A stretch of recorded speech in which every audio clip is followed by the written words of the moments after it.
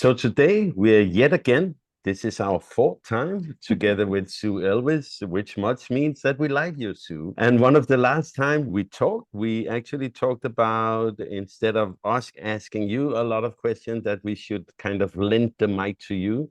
So welcome. And today it is Sue who are interviewing us. Thank you, Jesper, and hello, Cecilia. Yeah, thank you for allowing me to sit in the host chair today. That you might remember I suggested that at the end of our last episode because I really wanted to come back and talk with you again. And I thought, hey, if I made that suggestion, you might invite me back. So I'm We really would looking probably have forward. anyway. I'm really looking forward to the conversation, and I just want to thank you for sitting in the guest chair, being guests on your own podcast today. So I hope that we can have a good conversation. Now, can I tell you that I've had some really good feedback about your podcast? A lot of people who hadn't known about your podcast until I told them about it. I said, I'm on the self-directed podcast, go listen.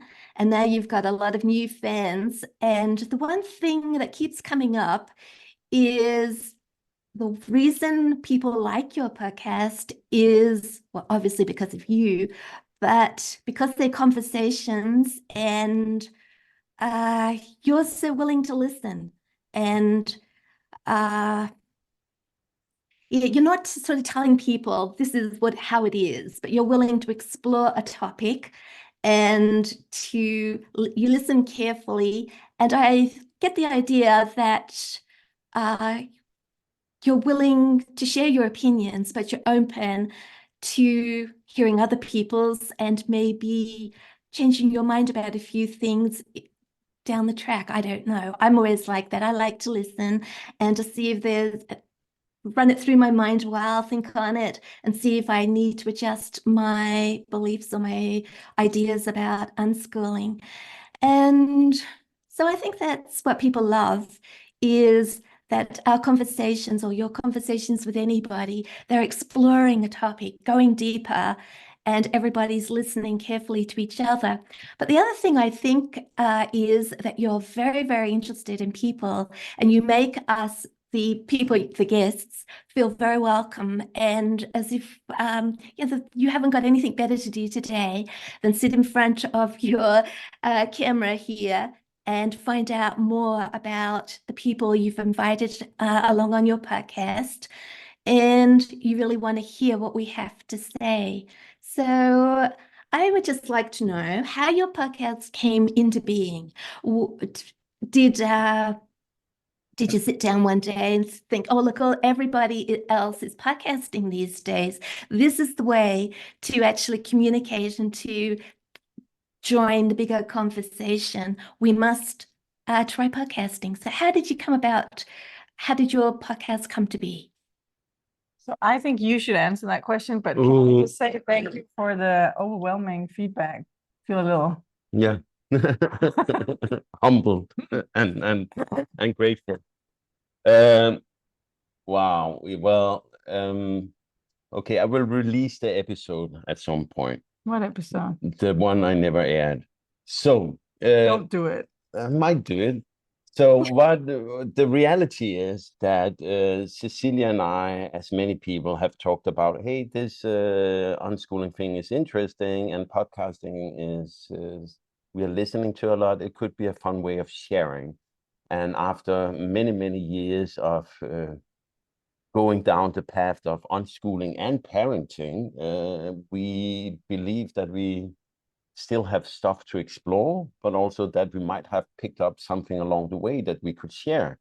And then we wanted to try it. And the real start before the start was that we were interviewed by a guy called Amrit Sandhu for his podcast.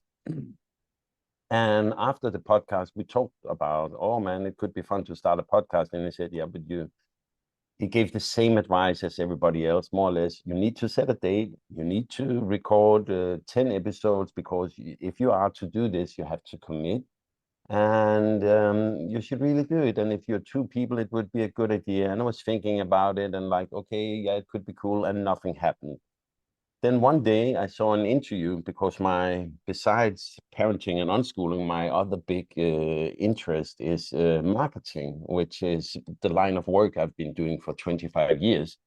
And there was this guy who have written a book called, I should be able to remember his book.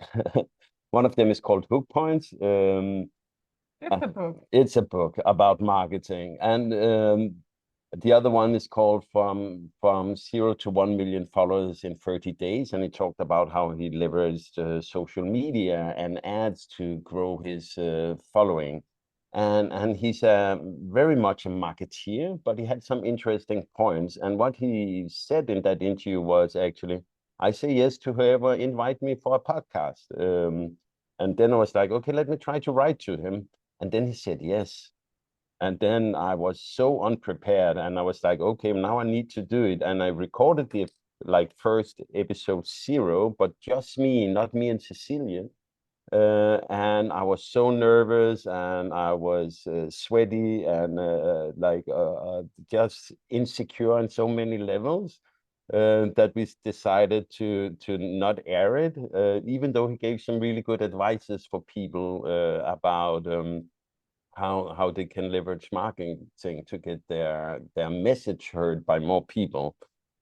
And then, so that was episode 0, which we never aired. Maybe I one day will air it, if I can dare re-listening to it and hear myself. Maybe I'm not so bad, you know. But then we went back to this guy, Amrit Sandhu, and said, so Amrit, we're actually doing it. Do you want to be our first guest? And we recorded the episode with him and agreed in that episode 1 that if he was up for it, we would re-interview him for our episode 100 and talk about what have happened since our first episode.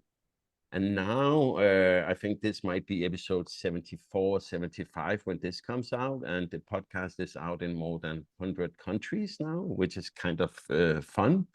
And I'm learning from it on 2 levels. One is multiple levels. Let me take the one I find.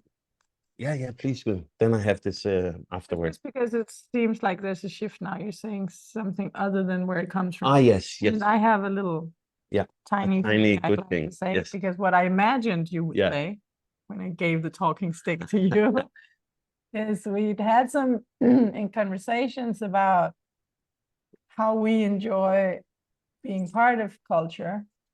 We enjoy reading books, we enjoy listening to podcasts, we enjoy arts, we enjoy going to watch a play or listen to a concert, or maybe there would be a sculpture somewhere that we'd like to see. So the things we humans create to share the human experience and explore it together as one people, basically. We like to take that. So we travel the world and we go explore, and we want to know about the history of the world, and we like the museums, and we enjoy it if someone sits on a corner somewhere embroidering something and sharing their craft. And we said, in order to be a full human being, we need to take part in this. We need to make sure that we share, that we create something for other people to enjoy, that I've been blogging for more than 10 years at the time. So in a way, I was sort of kind of already doing it, but we felt like we'd like to do something together, and we'd like to do something that was, I don't know, more exploratory. And so when I blog, I write things that I know from my life and my experience. So that's like, it has that center. But when we could invite other people to share their passions and their journey and it would be a more open project. So we would create culture, but we would also help other people be part of the sharing that is so important for the human life. So that's where the idea came from, before the whole we appeared on a podcast, and Yeah, there yeah, was yeah. this guy, the whole thing. We had this idea that we Yeah. wanted to create something with a lot of people. We wanted to talk to people, other people, and they would be able to express their point of view. And we wanted to take part in the creation of If you do not, shared space. how can you consume without taking part in the creation? You can, but it doesn't seem fair. Yeah. No, but the three things for me that is really joyful is one, I love making projects and learning through projects, which is my own, you can say, unschooled, self-directed mind. The amount of stuff I've learned through making a podcast is just wonderful. About how to record it, edit it, all the tools I get to use. I'm like a little boy in a candy shop, really having fun with the creation part of all this.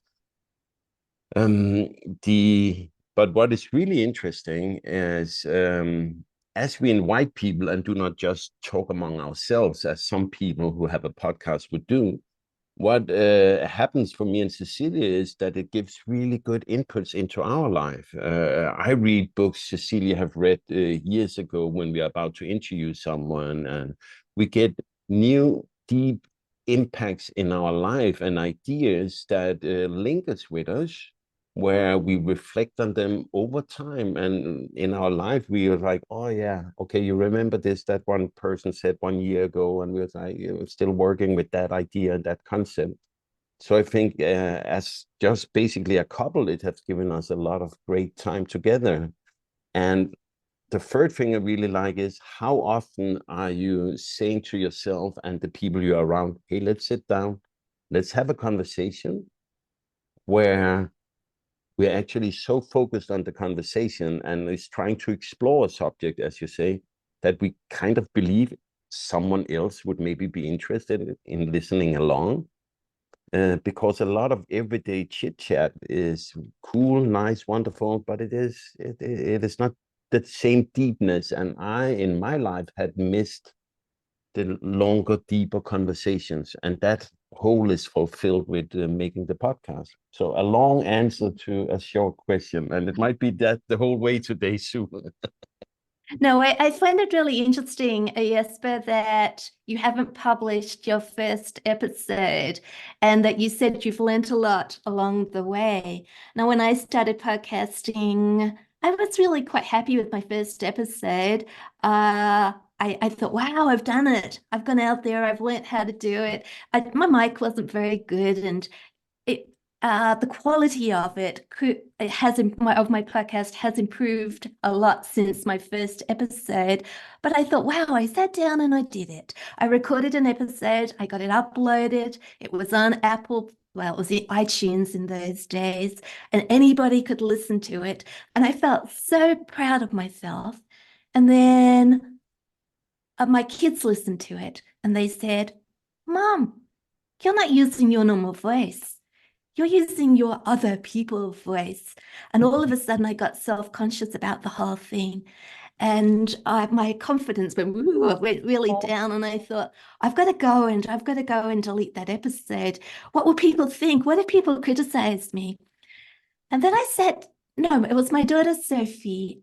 She wanted a podcast as well. And she said, I'm going to go and make an episode, Mum. And that was the point that I knew I had to leave my first episode exactly where it was, because we have to be an example to our kids, don't we? And we don't have, if we wait till we're perfect at something, we'll never do it. We've got to take a risk. We've got to be brave and to be prepared to put ourselves out there. And what does it matter if someone comes along and criticizes? And actually, nobody did. It was all in my head. But as I think I've made, I don't know, over 200 episodes, which is not a lot for the number of years I've been podcasting, because I've had lots of breaks. But as I was podcasting, I learned more and more, like you said, Jesper, and it was not only joining in the big conversation and giving back to people, I felt I was getting a lot from it as well, because it was a learning experience for me. And I assume that's what it's like for you as well. Not that I think that you need to learn any more, because I think you've got it all wrapped up now. But I'm Life is a sure learning that, journey. yeah, but I'm sure that there's things along the way that you've thought, oh, I could do this better here, or we might use this software instead of that. Or one I had a lot of problems with at the beginning was umming and ahhing. And I learnt not to do that so much.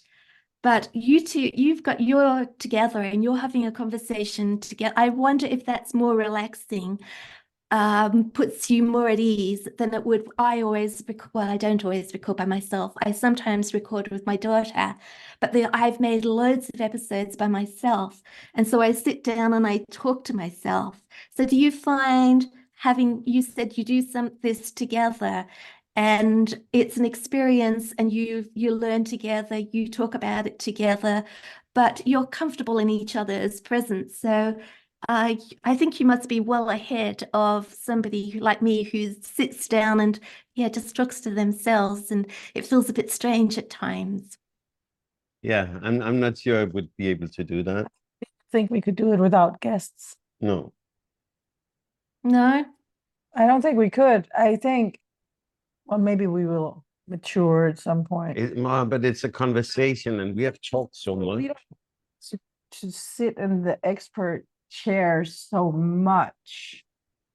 I feel like the things I really have to say, that I find important to say, it's better to say them in the context of a conversation than to sit down and then explain it all. Like, here's how it works. I don't know. I mean, are we comfortable doing it together? Sometimes we get really annoyed with each other, actually, if we're late, or I don't know. I think the dynamic between us, that we meet people, we meet new people, is usually Jesper who reaches out and reads a book, or at least the flip side of the book. Yeah. And reach out to someone and says, we should talk to this person. This looks like a nice person. And my deal, when Jesper said, let's do a podcast, I felt at the time, I remember I felt I had too much to do. And I said, it's a good idea, but I can't handle any more tech. I write a lot and it never ends up on the blog because of all the tech, because I have to translate it. I have to make sure all the comments are right. I have to find pictures, and I have to do all the teching and all the behind the scenes stuff. And I like to just say what I mean, and then I'm done with that. The whole process after, I don't like that. So the deal was, and I was also, I can't read all the books. I have a lot of books that I'm reading. So if you add more books to my pile, I just can't keep up with that. So the deal basically is that I just show up. Yeah. Sometimes I don't even know who we're talking with. Jesper tells me in the morning, we have a podcast at whatever time. And I'm like, okay. And I just show up. And you do all the tech. That's the other part of the deal. I can't. I'm not doing any of that. No, but that's also real life. Sometimes you meet a person and you get into a conversation. And if you, that is how I explore people when I meet them. I ask questions because I'm really curious, and I find people really fascinating. They're fun. I think that you could do a lot of preparation beforehand, find out everything about your guests, or you could find out through the conversation that you're recording. Mm. And so there's no real, look at books and things, but talking to people is such a better way of finding out about people than it is about reading about them or doing your research, isn't it? You have that person in front of you, and you have the opportunity to explore things with them face to face and find out who they are. But there was something in your last, well, it won't be your last episode when this is published. Episode, I think it was 72, the traveling village one, Yeah. and Yeah. you were talking about your travels, and I'm not sure, maybe, but you both said, I think you said it, Cecilia, how about how it is the people who are the adventure, not so much the beautiful sights that you get to see when you're traveling, but the people that you meet, the people that you get to know. And I guess the people that you learn from and they learn from you, and people enrich each other's lives, don't they? Yeah. Yeah. So And I the was so, podcast is part of that. I mean, that we meet people because we reach out, and we reach out because of whatever, it could be a book they wrote, or it could be a posts that they put on social media. It could be someone telling us about someone, and we're like, oh, maybe we should talk to this person. And it's a good way to, I don't know, just get in touch with a lot of different people. I think also part of the not preparing too much is that we have decided to trust the process very much, that the spontaneity of just having it's a real meet. The first time we talked to you was the first time we talked to you on the podcast. I never met you before, and it was a real meeting between 2-3 people, and we really talked about the things that came up first.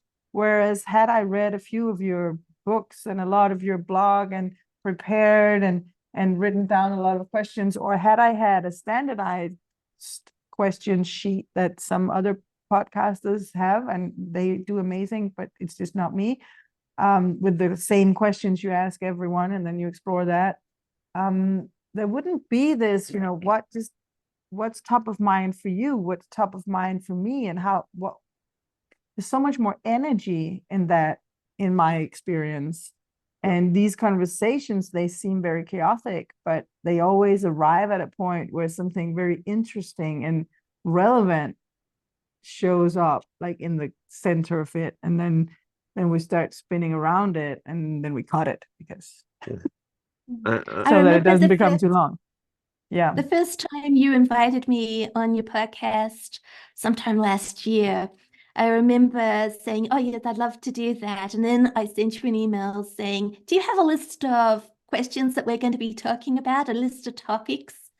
And I waited and waited, and I thought, they're not going to send me any guidelines about what we're going to talk about. And I thought, well, how am I going to do this? Because I won't be able to prepare. I won't have all my information, all my answers No. on my fingertips, because I won't know what you're going to be talking about. And perhaps I won't know what to say.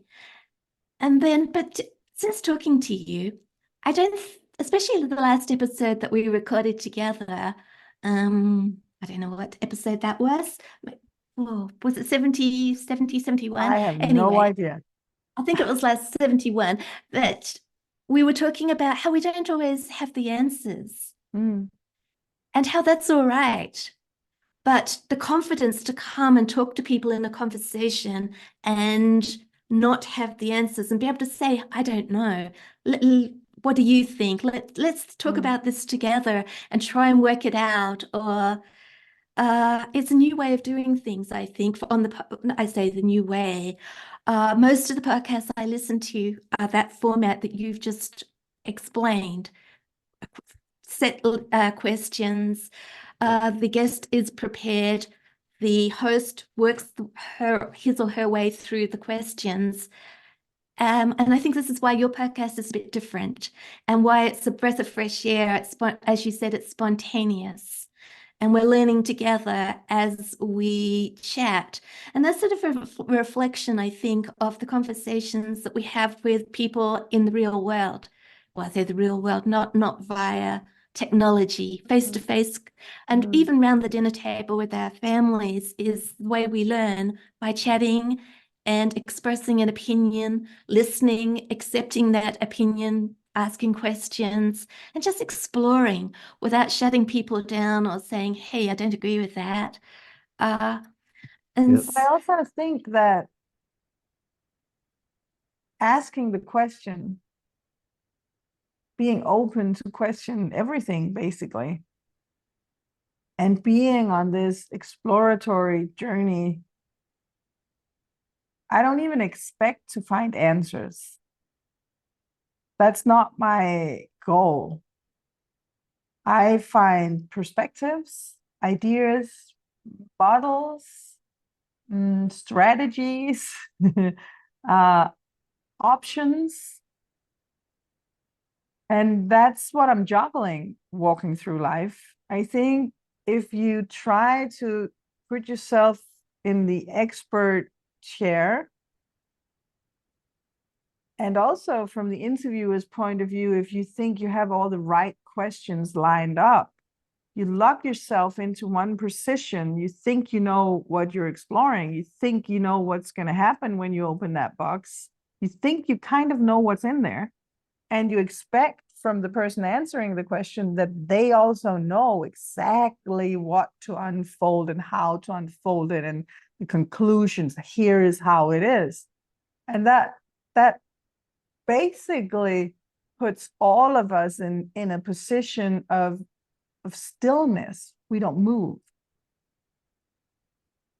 As if I had decided this is how it is. And I will say, I don't know, and I'm never going to know how it is. This life is too complicated. It's too big. It's too amazing. It has too many options and corners and surprises for us, good and bad.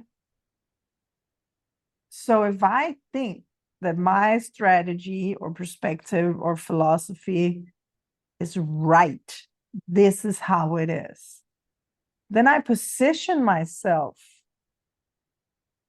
as if I was like inside an archive and I had a little number and you could look me up, kind of thing. But I'm not. I'm part of the process of life. I'm part of Big Bang. I'm part of something that exploded and is still exploding, and no one knows where it's going. So, and life is this whole movement, things unfolding and decaying and growing back and finding new ways and coming up with surprises. And that's the reality of life. I don't want to be in that position, and I don't want to put anyone in that position. So, I mean, there's actually more to the story of coming unprepared than, oh, this is nice, and then I have more time to, I don't know, cut my fingernails. It's because I think it's real, and something real comes up, and I have a deep trust in the process. We talk to awesome people about amazing things. And I will respond to that. There's also a reason. I just feel we are very meta about the whole podcasting thing, but it's also interesting to explore. There's a reason why I don't do bios in the start of a podcast. I've tried it. I feel it's unnatural. I wouldn't. I try to present the guest to people in the same way I would if I had a friend with me at a party and I met another friend and was like wanting to introduce them to each other because they needed to talk. It's like, hey, this is Sue. She's awesome. She knows a lot about unschooling. If that was the way I wanted the direction to take. But these, like, there's podcasts that do like 5 minutes bios of this person is so amazing because this is their CV and now you need to listen to them as these experts. Then you have set the tone of what you are listening to and you're not exploring the conversation. And I don't like to have determined this is what we will get out of this person. Some of them, like the one with Greg, who is the philosophy guy. I don't know if you heard it. It was such a stupid way I made the podcast because I was like, I searched for self-directed, and he had made a video podcast called self-directed on on philosophy, and we're like, hey, let's talk. And it was a really fun, good, deep conversation. I liked it a lot, but I'm kind of simple sometimes in how I'm choosing guests. It's like, that could be fun. Let's talk. And then we talk. But I also will say, But I think Sorry. I think you're very interested in so many different things and people that anybody could potentially be a good guest if We have started because out a you're lot interested. in unschooling, and I deliberately didn't call it unschooling. What really interests me, and it's a way I want to grow our podcast into, is my fascination in my life have always come from people who are self-directed in the way that they, for example, a good old friend is a breakdancer who took that career into becoming a stage performer and made theater plays with electric boogie and breakdance in it. And to be able to live outside the normal 9 to 5 and create a world for yourself, I love listening to these people's stories, why they did it, how they did it. And I want to meet and explore more of these people's lives. But until now, there's been so much about the whole unschooling that I wanted to explore and parenting that I have yet to invite these guests on, but it will start to come.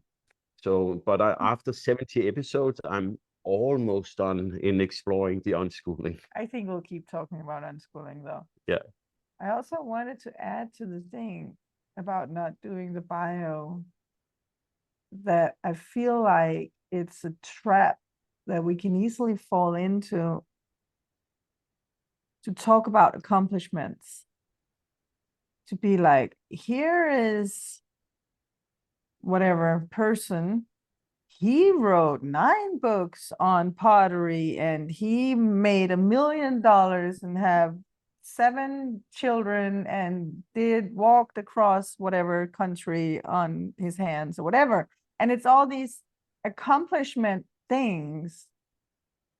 And once you do that, which is, I mean, people do awesome things and we could list them and maybe sometimes we should. But if we do that and that's how we present the person, it's very easy to fall into the trap of comparing. So the next guest only wrote 2 books. You know, and now we have a guest who didn't even write a book. Oh, yes. Can we talk to, there's something wrong with that. So I want to let the person shine and also let whatever is relevant right now in that person's life shine through the conversation. It doesn't have to be, maybe someone walked across, let's say, France on their hands when they were 17, and that's pretty awesome. But you know, right now they're doing something completely different and it's actually not relevant for so why is this thing? I don't like it. No, but it's a leftover of the school system to talk unschooling again.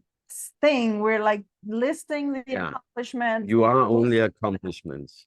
What did you actually, you know, Yeah. what can we see that we can put on that list? It's the world of tick boxes and look at my CV, how awesome I am, and I will not support that.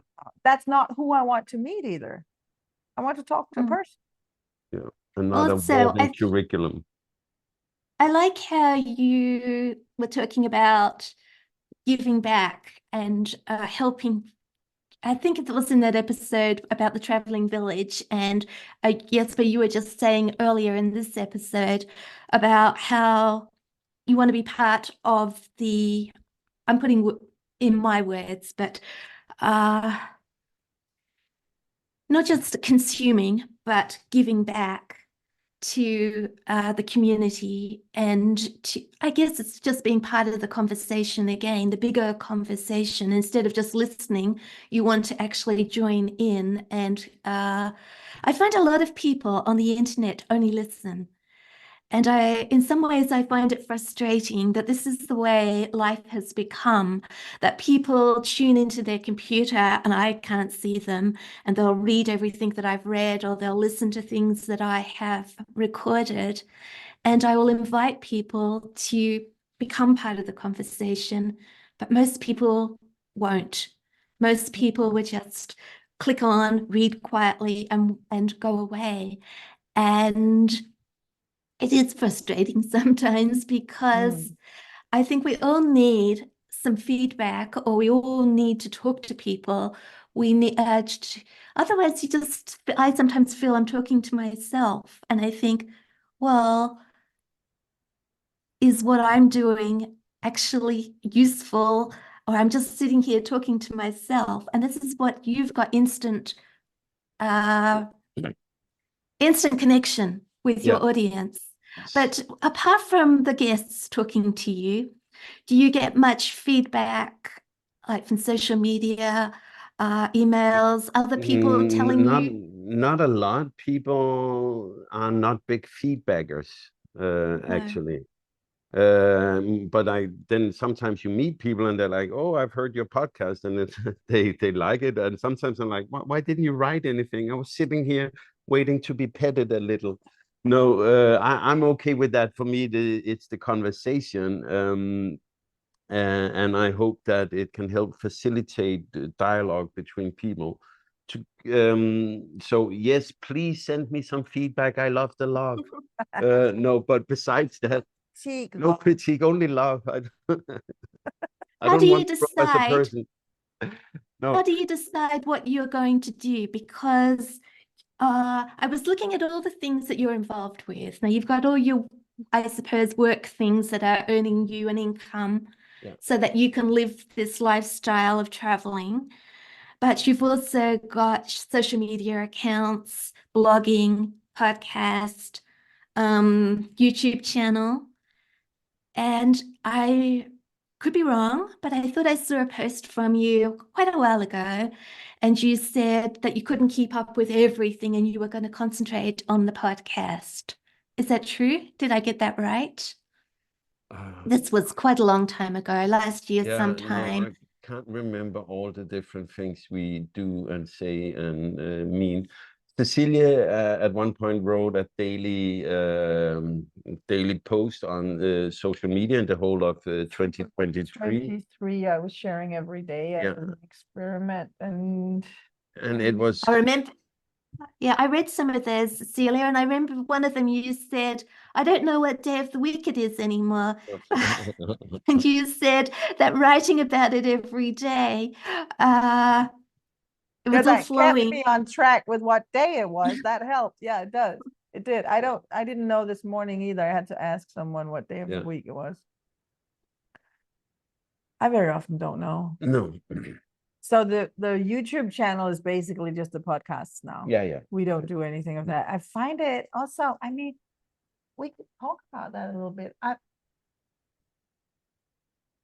Maybe it's a little bit like you saying, I feel like I'm talking to myself. The podcast makes sense to make. We can see on the statistics that we have listeners. The conversations in and of themselves are valuable for us. So I'd do it even if no one was listening. Yeah, I love them. I love the people I met. It's always interesting to have the conversation. So it makes sense in and of itself. And we do get some feedback. And some people are very grateful, they say.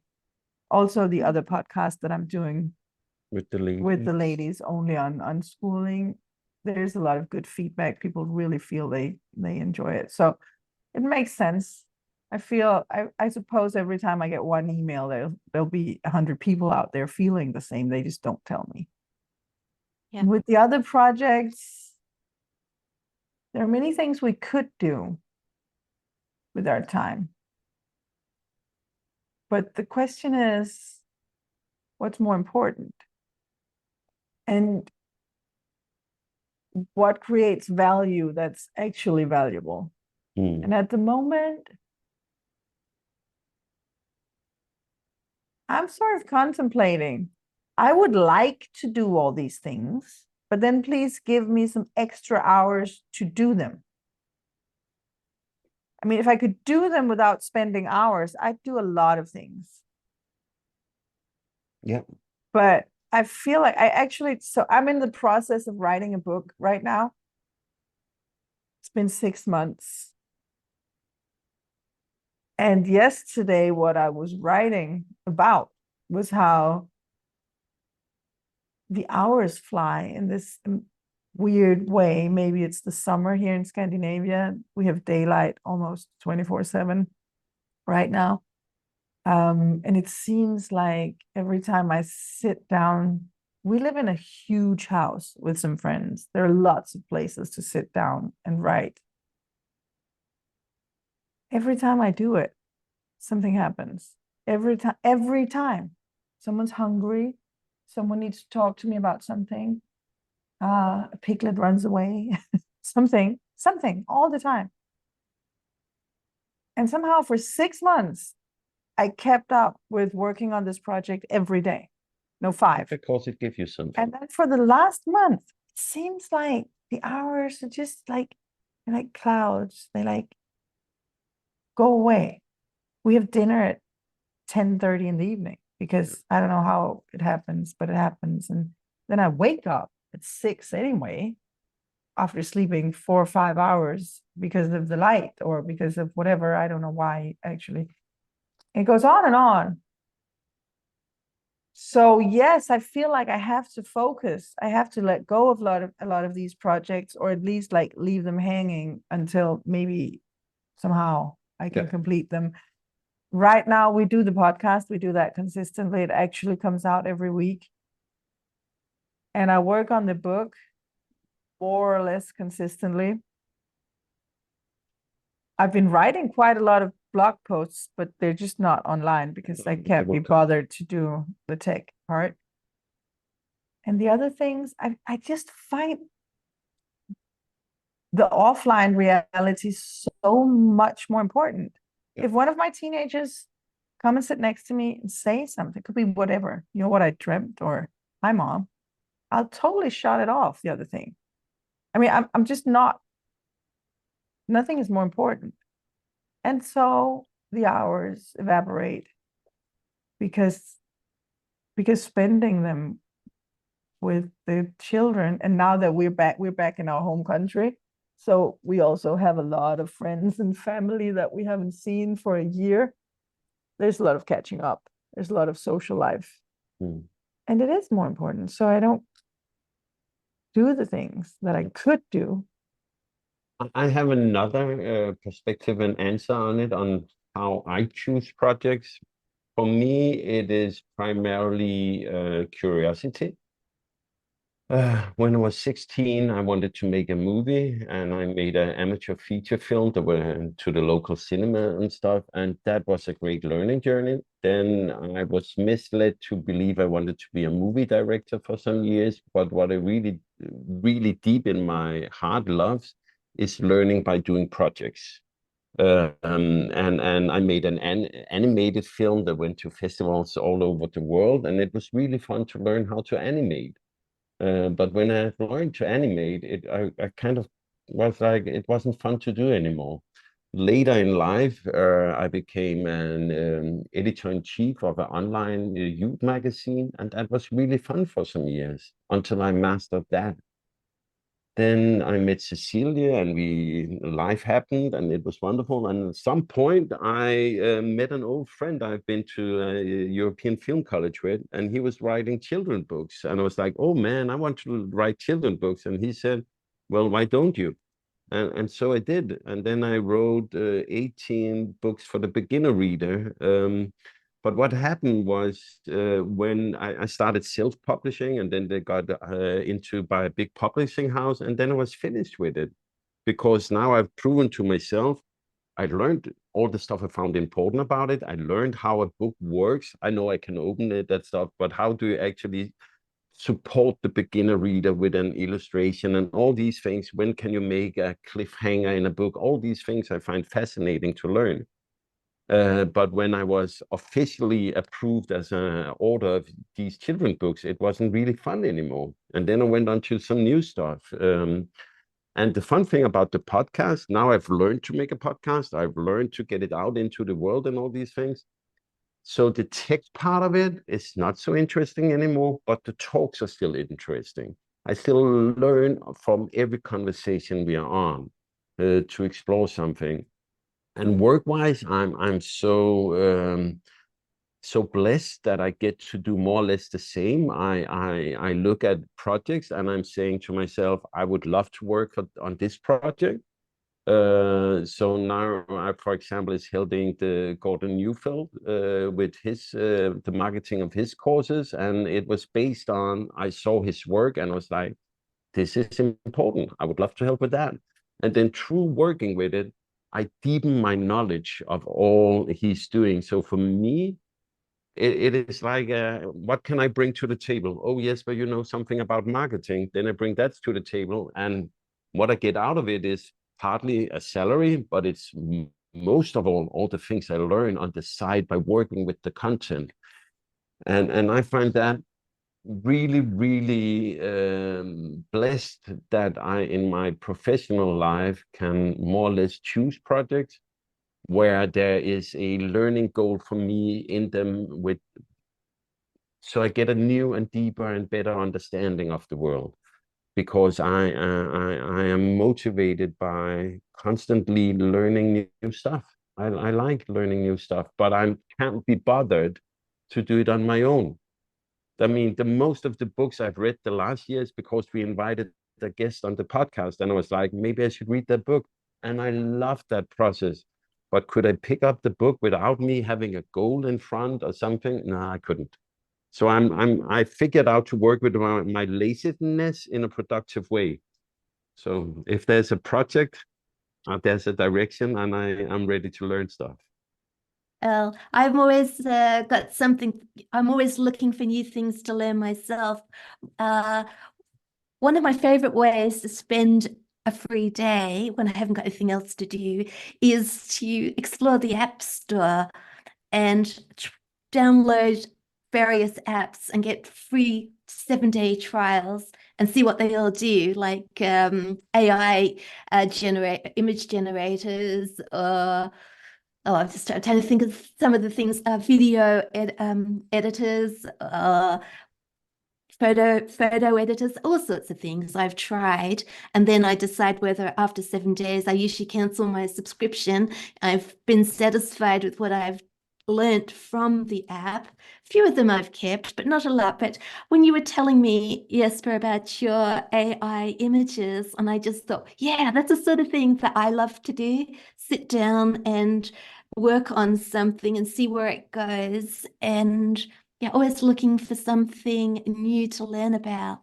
I just wonder, though, if you feel that that is, I think it is a good example for our children to, for them to see us continually learning, continually getting involved in projects, and putting possibilities before them.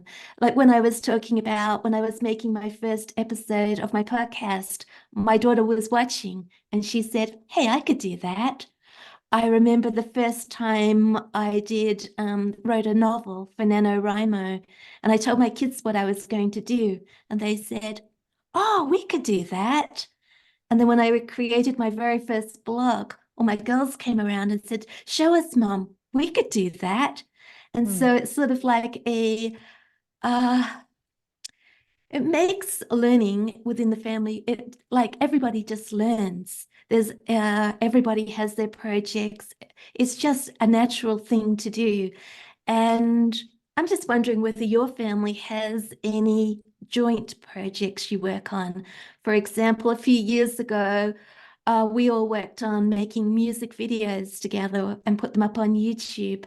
And that was such a wonderful experience to all of us to pool our talents and to work towards one project together. And I wonder if you've got anything like that within your family that you, or maybe your travels that connects you, because you plan, you Yeah. talk about where you're going. So that in itself is a project that you all have some input towards, isn't it? It is clear that our life is in a, I don't know if it's the right expression, constant flux, or it moves back and forth in different rhythms. Sometimes we travel slow and it's more in one place for a longer time, and that gives place for more of the co-creation. When we are on the go, it is very intense, and it is like breathing in and breathing out, what happens in these periods. You breathe in, get all these things in your life. I mean, just the road trip we had from Spain to Denmark, we saw and explored and experienced so many things. And now in Denmark, we can breathe out a little, but we're still exploring and breathing in. I look forward to breathing out. No. Some years ago, we made a project called handpancourses.com together, where we, together with a master in the handpan we met in Spain, produced a lot of educational videos in how to learn to play the handpan. And we worked on that as a family, where Storm edited the videos and the kids were involved in shooting the videos and were there and around seeing that happening. That was a really fun project. These days, there's not. I think it's mostly the travels, as you say, we Yeah. come together around exploring the world. Yeah, no. And that can go pretty deep, but it's not a production as such. It's more like, oh, now we're here, what's that? And then you start unraveling and, oh, but what does that mean? And what's that painting on that wall? And who's that? Who did it? And what's that time? And what do we know about that? And what happened in Egypt at the same time? And it's a lot of history and culture and language that spins around the conversations. And we get together around exploring the world. And I think we're probably a lot of the time quite overwhelmed. I will say we tend to do a lot of things. And we cook a lot. We cook a lot of food. We share the meals with a lot of awesome people. We Talk. visit a lot of sites, nature, culture, history, museums. And we talk a lot about what we saw and what it made us think. We watch documentaries and we discuss cultural traits or trends. So it's very driven by these conversations and this exploration of what life is and what the world is and where it comes from and where it might go and what we feel about it. There's a lot of ethics we talk about with the kids and a lot of practical things to do when you live as a nomad. You have to come up with where do we sleep? What do we eat? Has anyone seen the knife? How can we wash our clothes? Did we have a shower in the last few days? What do we do about that? A lot of things that are practical that we also have to solve as a group. We're very tight-knit and we're very physically close to each other a lot of the time. And sometimes we embark on a learning journey all together, but then some fall off and then some continue and then maybe we pick them up or it becomes this. And while they fell off, they weren't falling off. They were doing something else and they come back and add that to the pile of the conversation. It's like very much like I see these I see these chaotic patterns of colors that mix and they're still pretty. It's not brown. It's still pretty. But there's no plan. There's no structure. We very often start something and don't finish it, which is fine.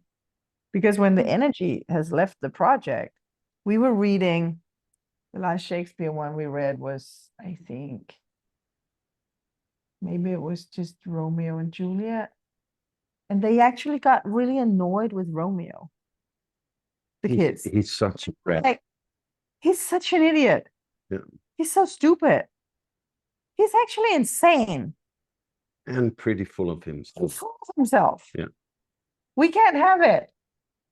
Let's read something else. So we read like 2/3 of Romeo and Juliet, which is like the most epic story. But as it was just, they got annoyed with the guy. No one wanted to play his role and no one wanted to continue. So we're reading always in 2 languages. It takes forever because we have some really nice translations to our language, which are really fun. There's a lot of humor in them, but also, of course, you want to read the English one, but as we're not native, it takes forever. And it takes forever.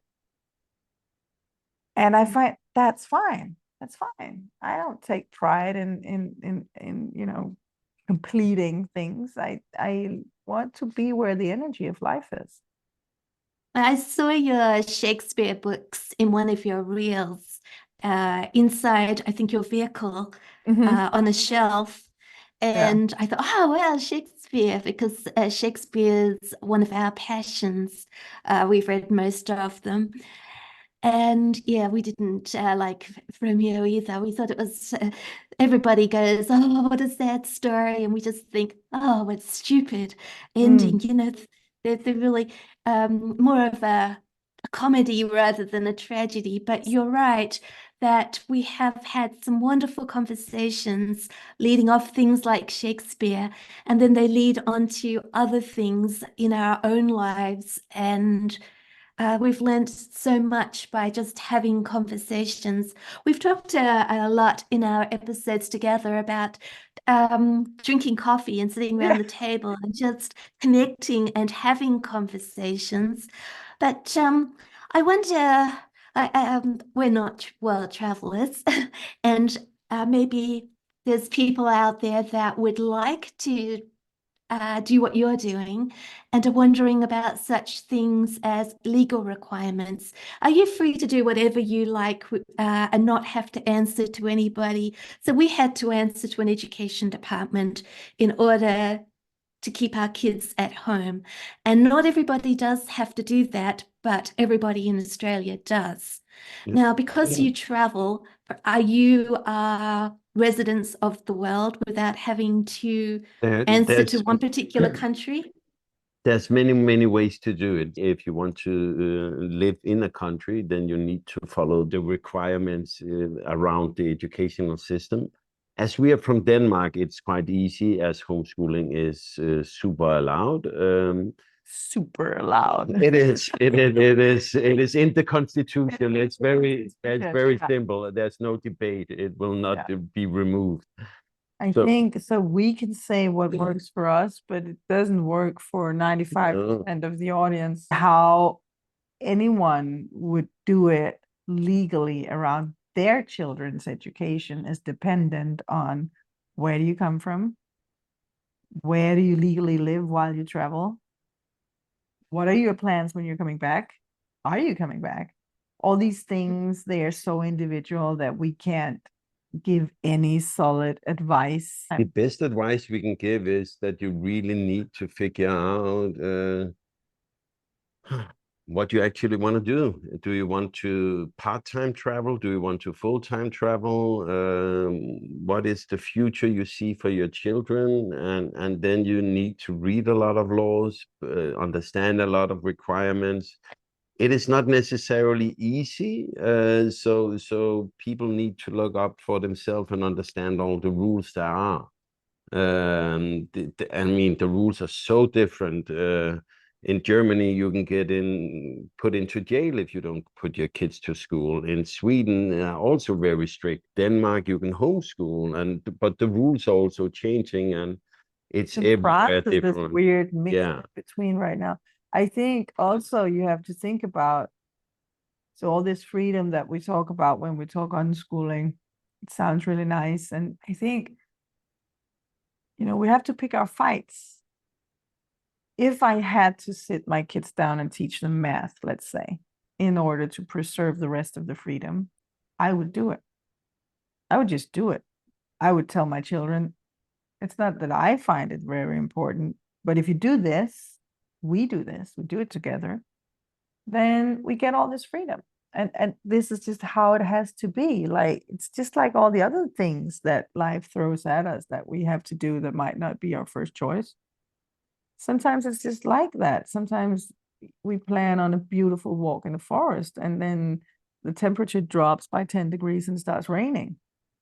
Then what? Am I to complain to the weather gods or just change my plan? I think we have to find a way to navigate the field between how we want to live our life and what options we have. And once we've done the thinking and the strategizing, then just choose to be happy. I say just, maybe not just choose, but choose to be happy. And some of the things we have to do are just tickets, like private tickets we have to pay for to get all the other good stuff. It's just how it is. So in between your road trips and your visiting museums and conversations around the table, do you do any kind of bookwork that have you, like some people, especially people who are at home, you learn things on the go. You don't have to sit down and read a book about art. You'll probably go and visit a museum, that type of thing. But have you ever had periods in your life where you have done more formal work with your kids, that when you're traveling, maybe you pull out a book or two here and learn a bit of a language or something else that requires I will give the short answer first, and then you can go into the other longer answer. Right now, I challenge you to give a short answer. Yeah. Right now, I am the book work I'm doing is presenting my oldest son for the work of Ian M. Banks, which is a wonderful science fiction author. And I'm reading the book at the same page as him, which is wonderful. I'm rereading it after 30 years or something, and just to explore it together, because I know how it ends, and I cannot wait till the revelation he will get. And I'm like, come on. And at the same time, I can't remember everything because it's 30 years since I read it. So I'm getting this good experience, but I still know what happens, and all the curiosity he has about who is the chair maker. It's the one called Use of Weapons by Ian M. Banks. He also written another one called The Player of Games, fantastic author.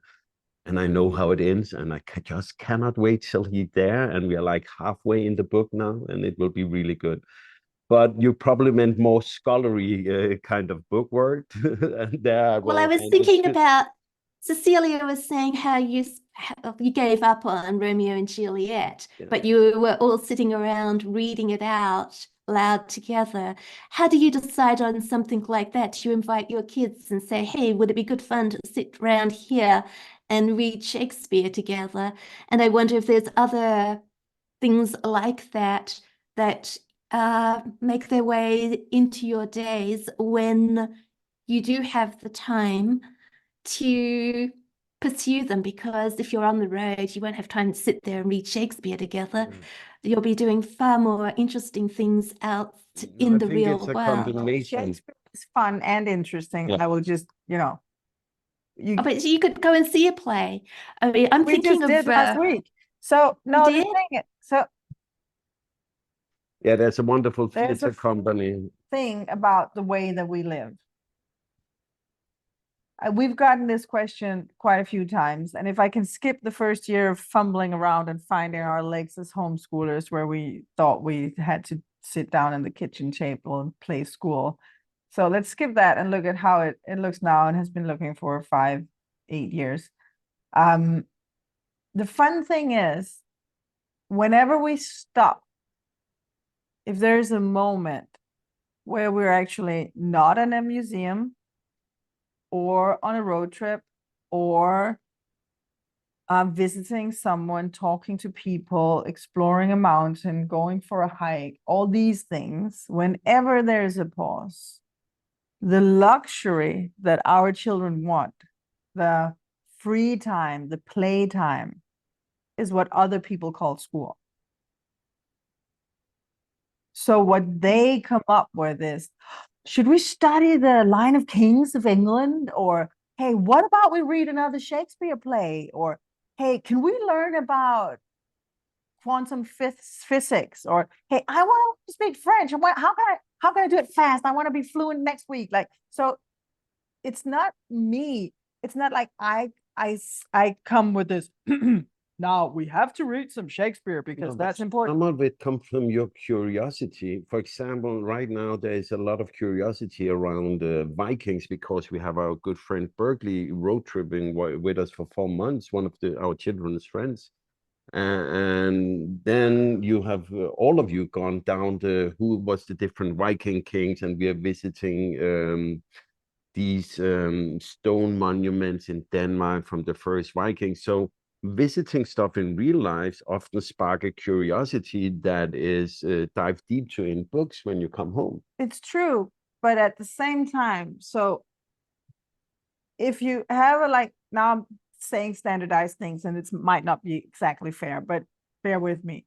If you go to, you have the normal life, you get up in the morning, everybody goes in their own direction, kids in school, parents working, you come home, you cook a meal, and you maybe you do your homework, you get things done. Now you have a few hours, maybe it's Saturday afternoon. You have a few hours. What do you want to do? What happens in the, there's no agenda. We're not going on a picnic. We're just there. What happens?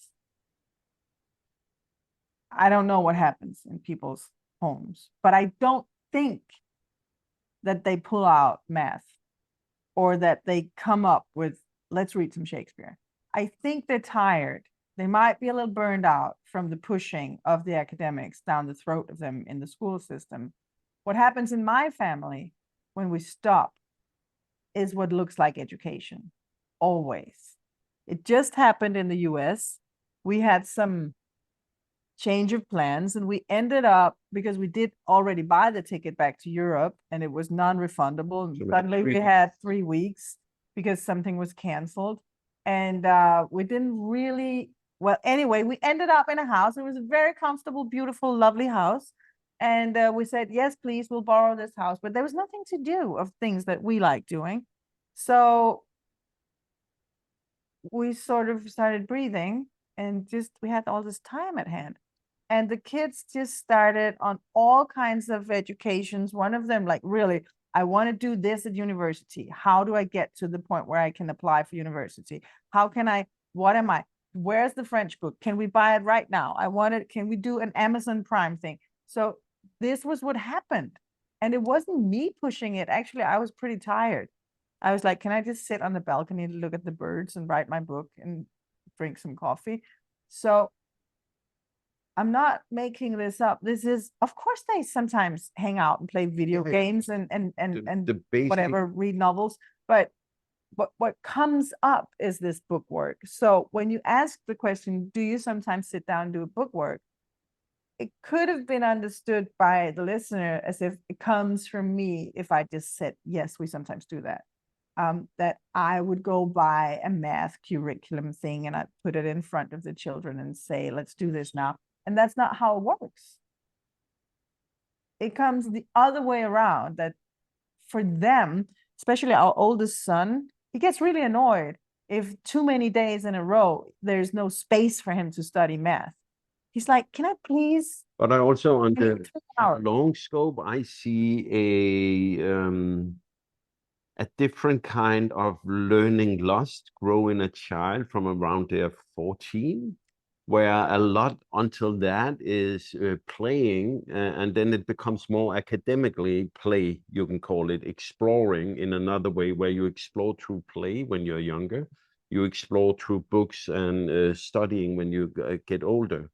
And I think one of the faults of the educational system is that they have forgotten about the whole explore by play for the first many years, and it's trying to move the academic down to the first couple of years, which the result is it kills the curiosity of the child in a way that it gets difficult to spark and ignite this lust in children. I find it very simple. Let kids be kids. That's my experience as well. But the thing is, all the things that we want them, to the extent that we do have an agenda, I'm not sure I personally do, so in some extent I do. But as a society, we have this idea about where we want the young adult to arrive, let's say the 20-year-old. We have a lot of ideas about how this person needs to be formed from the newborn to the 20-year-old. They need to be able to carry themselves in society. They need to learn some basic academic skills, but also some basic practical skills. We want them to be able to drive a car, ride a bike, tie their shoelaces, clean up in a kitchen, cook a meal, wash their clothes. There are lots of things that we expect these young people to be able to do. in our society also, we would expect them to speak at least one more language than their native tongue. So there are things. And I think we get very, very, very busy, busier and busier. Now we don't. So when we were children, it was at 7 you started pushing. Now then it became 6. So there's so now there's this so we started in class 1. That was first day of school. Or maybe we did. We had a 0. Added the 0. So there's a year before 1 that they call 0, which is humiliating. Yep. And then before that it's called kindergarten, but now they have a curriculum in kindergarten. And before kindergarten we have the nursery, and they actually have a math curriculum in nursery now. Yeah, and the cool thing is, if they actually looked at the development of how people are performing, it's just going downhill. Insane. But just I'm trying to get to the point. The thing is, I take a long time getting to my point. The thing is, in my experience, if we leave them be, the natural process of life puts them exactly there. When they're 20 years old, they know how to cook a meal. They can do basic sciences. They know what it is. At some point, if they don't have we have a son who's very into math and studies it a lot and gets obsessed with it. And we have actually 2 daughters, both of them, but one more than the other, who is very, very, very much not into math and does not find it in any way appealing at all. And now she's almost 16. And now she says, somehow I kind of want to know. I kind of feel like, could I get like just could you give me a crash course? Yeah. Can I get a rundown? I don't want to spend 200 hours. Maybe I could spend 50 hours, but I kind of want to know, what is it with the math thing? So what I'm saying is, it comes natural. Yeah. We don't have to push it. But we think we have to push what there is a natural interest in when they are older teenagers. We think we have to push it down the throats of the 8-year-old, which is insane. So I want to address something. Yeah, and that is because I'm talking too much. We try to keep our podcast around 45 minutes, but when it is ourselves being asked, we're just babbling on, Cecilia, and that is what I'm addressing. So what Jesper, I was about to say, I was looking at the time. I was going to say, I know you like to keep your episodes around about an hour long, and I've got all these other questions, and we'll just have to leave it till another time. Yeah. But the conversation, it's always so lovely to talk to you. Can you add, I just wanted to say one more thing. You were just saying there, Cecilia, about you would like your children to learn one more language other than their mother tongue. And that's what I have another Danish friend. And it's one thing that I really admire about you is that you are fluent in more than one language. And that because you are fluent in English, I can sit here and have a conversation with you because I only know one language. And so many people in the world are like that. I challenge you to learn one more, because I can tell you it is not about only communicating. The big fascination about learning another language is when you hear words, you challenge them and you're like, where does this word come from? What is the origin? Why do they say that? And then you actually can unfold the cultural differences based on how their sentences are built and what words they're using. And that is, for me, the most fascinating thing about learning a language. And if you should start with something else than English, don't start with Danish. Choose one of the Latin languages, because this is the root of so many things. And when you also know the root of Italian, French, or Spanish, I'm best in Spanish of those, and I'm absolutely not fluent yet. But then you can start looking at your own language saying, oh, and I thought it came from our language if you're English. And it's like, no, it actually came from back here. And this was the root of it. This was the origin. And that is, and it, so it gives you a perspective of the culture you are in by trying to understand the language. And the whole, for me, the tonation, sometimes my family thinks I'm mocking the French when I'm going, and I kind of am, but I'm Totally are. I'm totally am. But by trying to explore how they talk, you also see some of the language. If you try to mimic some of their sounds, you get an understanding of the culture in another level. And the best part about, instead of just seeing at their culture, looking at the language where it comes from, you start looking at your own language and saying, oh, and you get a deeper understanding of where you're from. So, I mean, to all you English speakers out there, you will learn so much more about yourself, your own country, your own language, your own culture, and other cultures by just learning one more language. Can I add something? Well, you have reminded me that when we were talking about bookwork, all my kids, well, not the last two, I don't think, the first five, did a Latin course. And I followed them through twice to help them. So I have got a fair amount of Latin, but I wouldn't call that a spoken language, except of using it in church situations then or Spanish singing. would be easy for you, for example. But what you were saying about seeing where our words come from and recognizing that sometimes when I'm looking at foreign, a piece of writing in another language, I can pick out words because they have the same root. They're very, because I know the Latin word and I can see where it came from. But yes, I think you're quite right, Jesper. And yeah, but I just wanted to thank you there for I hear that you and your children, people in Denmark, I don't know about other countries, learning English is just something you all do. That, and I'm grateful for that because it allows us to have conversations together. And sometimes I feel very lazy because I rely on people like you to communicate with instead of go, well, I have actually looked up some of the things that you've on when you send me an email and you'll put a little bit of some few words I don't know the meaning of, and I'll go and look them up and find out what they mean.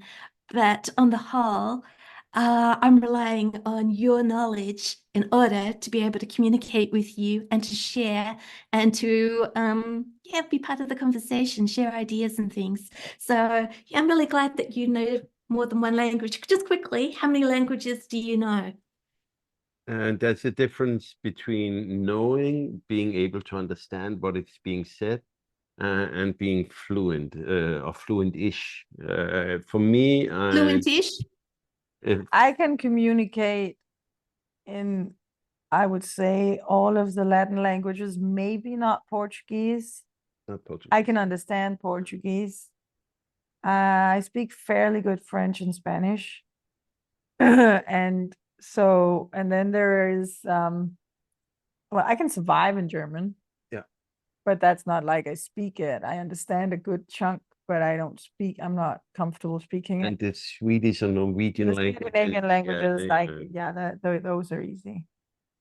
But it's, the thing is, we keep talking, but okay, I'll do it.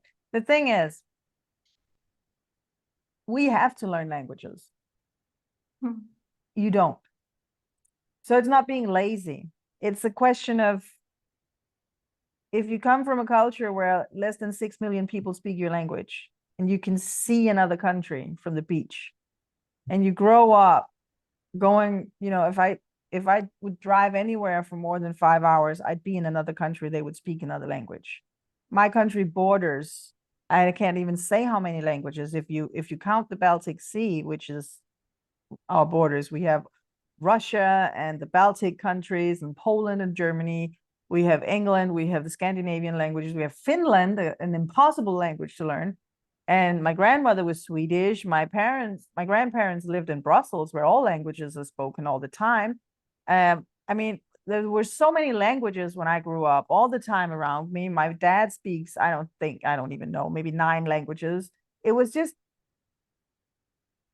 and I would visit my grandparents in Brussels, and there would be at least French and English and German spoken in the home all the time. The books on the bookshelf. It's not like I'm better than other people for speaking all these languages, or like kind of speaking them.